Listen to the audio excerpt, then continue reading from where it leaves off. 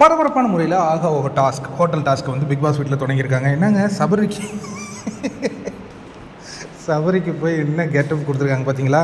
இது ஹோட்டல்லலாம் இந்த மாதிரி ஒரு கேரக்டர் இருக்குங்க. ஆனால் இந்த கேரக்டர் வந்து ஒன்றுமே பண்ணாது, டிப்ஸ் மட்டும் போகும்போது வாங்கிக்கும். இந்த மாதிரி ஒரு கேரக்டராக இருக்கும். இதை ஏன் சபரி கொடுத்துருக்காங்கன்னு எனக்கு தெரியல. பட் அதுக்குள்ளே ஏதாவது ஒரு அரசியல் இருக்குமா அப்படின்னு பார்ப்போம். இப்போ என்ன சொல்கிறாங்கன்னா, இப்போ ஹோட்டலுக்கு 3 கெஸ்ட் வந்திருக்காங்க இல்லையா? பிக் பாஸ் சீசன் 5ல் ரன்னராக வந்து பிரியங்கா, அதுக்கப்புறம் போன சீசனில் வந்து மஞ்சரி அண்ட் தீபக், இவங்கெல்லாம் வந்திருக்காங்க. இப்போ இவங்கள திருப்தியாக பார்த்துக்கணுங்க. ஒரு வாரம் கெஸ்ட்டாக இருக்க போகிறாங்க, திருப்தியாக பார்த்துக்கணும். அதுக்கு அடுத்தது அவங்கவுங்களுக்கு ஒரு கேரக்டர் கொடுத்துருக்காங்க. மேனேஜர் கேரக்டர், குக்கு கேரக்டரு, அதுக்கப்புறம் ஒர்க்கர் கேரக்டரு, மசாஜ் கேரக்டர், இது மாதிரி நிறைய கேரக்டர். இந்த கேரக்டரை யார் ரொம்ப சிறப்பாக பண்ண போகிறாங்க, இப்படியெல்லாம் பார்த்து அவங்க என்ன பண்ண போகிறாங்கன்னா, திவ்யா கூட மேனேஜர் தான் போல இருக்குது, இப்படியெல்லாம் பார்த்து என்ன பண்ண போகிறாங்கன்னா, ஏதோ ஒரு பாயிண்ட்ஸ் கொடுக்க போகிறாங்க, ஸ்டார்ஸ். அந்த ஸ்டார்ஸை வச்சு நீங்கள் என்ன பண்ணலாம், நமக்கே தெரியுது.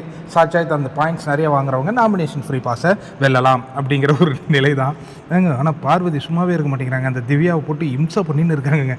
யார் அந்த வீட்டுக்கு கேப்டனாக வந்தாலும் பார்வதிக்கு பிடிப்பதில்லை போல இருக்குது.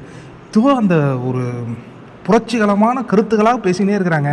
ஆனால் இது எப்படி அதுன்னு எனக்கு ஒன்றும் புரியல. சரி, பார்வதி பேசட்டும். இப்போ யார் இந்த காயின் வாங்குவாங்கன்னா, எனக்கு தெரிஞ்சு கனி இந்த வாரமும் சிறப்பாக சேவை செய்து அந்த கனியை பெற்று நாமினேஷன் ஃப்ரீ பாஸ் வாங்கிடுறாங்களா? எப்படி இருக்கும்?